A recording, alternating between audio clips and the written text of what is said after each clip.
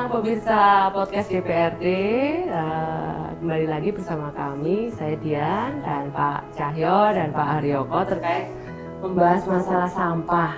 Tadi sudah seru banget bahwa ternyata pemerintah Yogyakarta itu sudah action. Tapi ya karena memang debit ataupun volume sampah di wilayah kota Yogyakarta itu ya setiap hari memang selalu diproduksi. Tapi ingat, kota Yogyakarta itu juga ada sampah yang titipan ya Pak, dari wilayah lain yang tentunya kita tahu kota Yogyakarta ada sirip-sirip karena perbatasan kewilayahan itu kan tidak jauh ya kalau di wilayah. Nah, tapi itu kita tidak boleh praduga tak bersalah. Tapi tentunya tadi sudah dijelaskan Pak Haryoko terkait swasta yang sudah berkolaborasi untuk penanganan meminimalisir sampah, Tadi mohon bisa dijelaskan Kak secara detail dulu berapa kapasitasnya, apakah bisa ditekan, dan yang kedua yang mungkin akan saya tanyakan, pemerintah Kota Yogyakarta punya ide nggak sih dengan wilayah lain untuk membangun benar-benar mandiri pengelolaan sampah atau ya tempat pengelolaan sampah, pembuangan sampah. Pasti ada plus minus, pasti ada pro kontra. Tapi ada nggak gagasan ke situ? Monggo Pak Aryo. Oke, terima kasih Bu. Jadi terkait dengan pengelolaan saat ini memang kita masih berproses.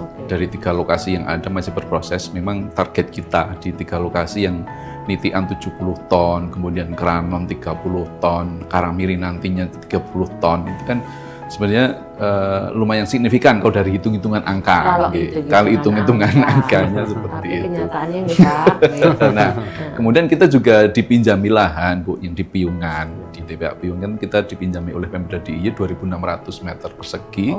Yang kita juga akan fungsikan, insya Allah nanti di awal Juli besok kita fungsikan dengan menggunakan mesin juga, dan kita targetkan juga sampai dengan 30 ton yang bisa diolah di sana.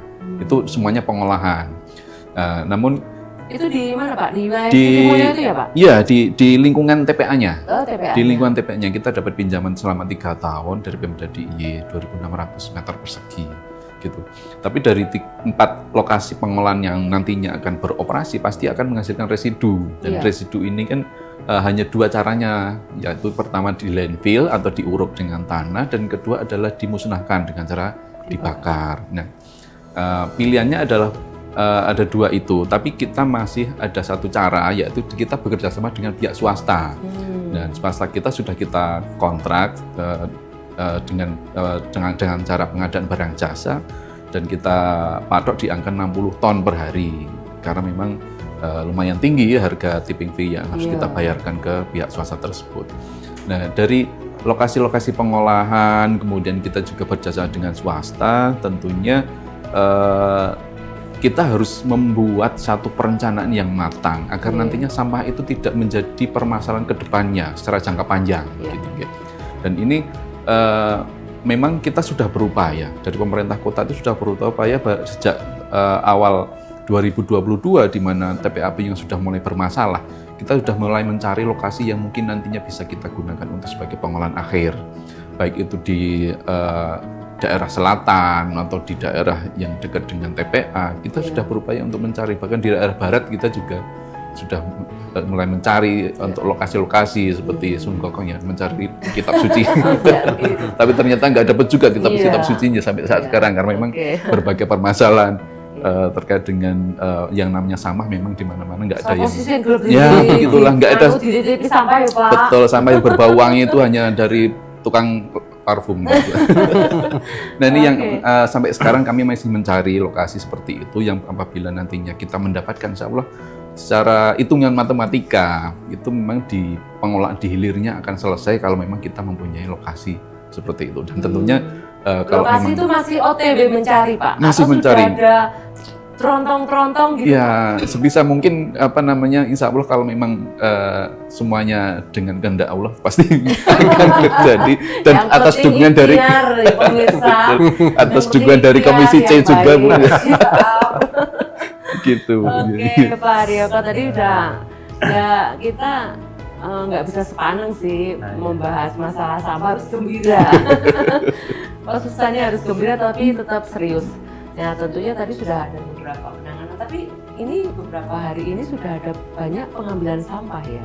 Iya. Mungkin ada apa namanya? Informasi Bu terkait dengan kondisi kita mengkosongkan istilahnya, mengosongkan depo yang karena nantinya kita harus bersiap, benar-benar harus bersiap terhadap pengolahan yang kita lakukan di tingkat menengah atau di UPS kita, unit pengolahan sampah kita. Ini memang kita mendapat bantuan dari pemerintah DIY, di DLHK DIY, Balai Persampahan, bahwa kita tuh dibantu untuk bisa mengangkut seluruh sampah yang ada di depo ke TPA Piungan. Jadi memang sementara. Jadi memang bukan TPA buka lagi mboten, tapi karena kita dibantu oleh Pemda DIY. Karena kondisinya Kota Yogyakarta menjadi center ya, center point. Taunya yo arep ning DIY walaupun itu Kabupaten Sleman, Kulon Progo, Bantul maupun Gunung Kidul ya taunya Jogja. Ya, begitulah. Kita di 3 hari dari Selasa, Rabu dan Kamis ini dibantu sampai dengan 1.500 ton yang kita bawa ke TPA Piungan. Untuk nanti di sana juga sampah itu Pak ya. 1.500. Oke. Tapi yang jelas harapannya depo itu kosong. Harapannya seperti itu. 1.500 itu sudah clear. Belum. Masih ada beberapa lokasi depo yang belum bisa kita clearkan karena memang tabungannya banyak banget di sana. Tabungan sampah pemirsa. Oke. Tapi yang jelas sudah ada kondisi yang kita lihat sudah ada benar gerakan cepat ya, gercep ya Pak. Bagaimana supaya tidak semakin sampah ini mengganggu. Selain mengganggu pemandangan, penciuman, indera penciuman ya estetik secara ini ya, karena ya cukup ini sih menjadi bagian dari PR kita bersama. Jadi tidak ada yang boleh menyalahkan kota ini dan lain sebagainya, tapi ya kita harus kerja bareng. Terima kasih Pak Haryoko tadi sudah banyak menjelaskan. Tentunya masih ada ikhtiar ya, bagaimana mencari lokasi untuk penanganan sampah secara tersentral. Betul. Pak Cahyo mungkin dari Komisi C nih, kira-kira bukan harapan tapi ide gagasan kan kalau di DPR boleh nyari ide karena fungsi anggaran di tempat kita untuk bisa disinergikan oleh pemerintah Kota Yogyakarta. Tadi sudah dijelaskan banyak sekali informasi ataupun gagasan untuk meminimalisir permasalahan sampah.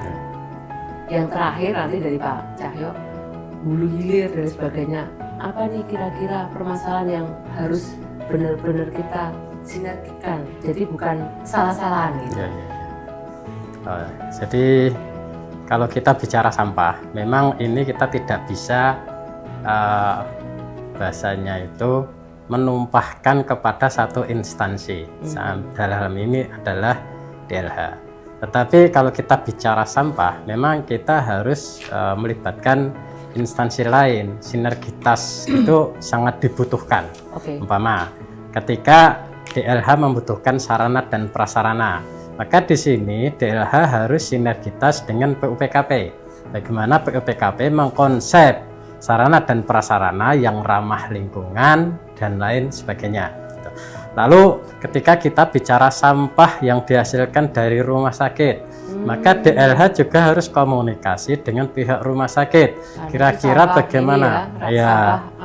D3, sampah medis dan lain sebagainya. Sehingga di sini juga akan muncul terobosan-terobosan juga solusi gitu.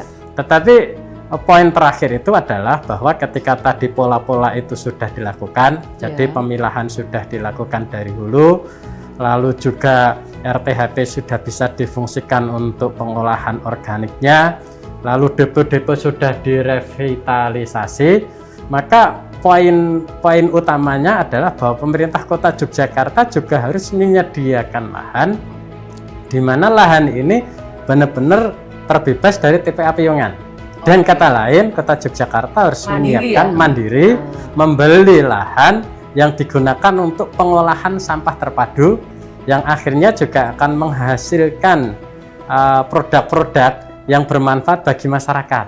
Dan ini banyak sekali contohnya gitu. Dan Komisi C, kemudian saya sampaikan bahwa selama ini konsen Bu.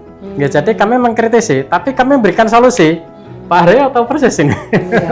Gitu. Jadi rawaton nyalahke. Tidak menyalahkan dan kami tidak pernah menyalahkan ya Pak. Nggak pernah Kami menyalahkan. tidak pernah menyalahkan gitu. Kami justru Saling kolaborasi. selalu mendorong kolaborasi, sinergitas antara instansi laut dengan instansi lainnya. Jadi umpama di sini nanti ada DLH, PUPKP, lalu Dinas Kesehatan, bahkan nanti kalau kita bicara sampah yang ada di sekolah-sekolah itu pendidikan juga menghasilkan sampah, pasti, otomatis ya, juga harus betul. kerjasama dengan Dinas Pendidikan. Bahkan yang lebih ekstrim kerjasama dengan Dinas Lingkungan Hidup DIY. Oke. Jadi memang ini harus ada leading sektor Iya. yang bisa kami katakan benar-benar visioner ya Pak, Pak Haryo ya. Yes. Visioner itu yang dia bisa merangkul semua instansi ini dengan satu tujuan, permasalahan sampah di kota Yogyakarta ini selesai. Dimungkinkan berarti dibikin suatu lembaga baru UPT sampah khusus sampah itu mungkin Bisa juga. Jadi bisa jadi kalau memang ini kebutuhan dan secara kelembagaan mendukung, maka bisa jadi nanti justru ada UPT khusus menangani sampah itu, Iya. ya kan? Karena selama ini bisa jadi Pak Haryo masih mengurusi yang lain-lain, Iya. lalu RTHP mengurusi yang lain-lain, maka mungkin fokusnya ini adalah pengurusan sampah dari hulu sampai hilir. Oke. Bisa jadi gitu loh, yang memang mau tidak mau anggaran juga akan berimbas Iya, kembali, konsekuensi. gitu. Kembali konsekuensi. Betul. Oke. Dan nanti Budian kalau jadi pimpinan akan mensupport itu kan gitu. Ya kan secara kebijakan akhirnya nanti kami harapkan juga Budian ke depan bahwa nanti eksekutif dan legislatif ini benar-benar bersinergi. Iya. Dengan saling mensupport, dengan tidak saling menyalahkan ya Pak. Iya. Pak Tujuannya untuk Haryo. pelayanan masyarakat Iya, ya, itu Pak yang Haryo. tujuannya adalah untuk pelayanan masyarakat. Saya kira itu Bu Iya. Budian. Oke, banyak sebenarnya ini permasalahan hal yang sudah dikupas Iya. pada siang hari ini khususnya untuk penanganan sampah. Ya memang tidak bisa terus ini nyata nih orang sampah di depan nggak bisa kayak gitu. Ini sudah proses. Tadi Pak Haryo sudah menjelaskan bahwa 3 hari ke depan banyak beberapa pengosongan depo. Harapannya ya itu tadi sampah-sampah yang berceceran di jalan-jalan yang nggak tahu itu milik siapa sebenarnya. Saya tak percaya itu bukan milik warga kota Yogyakarta, Betul. tapi nggak tahu lah nanti mungkin sampahnya jalan sendiri atau bagaimana.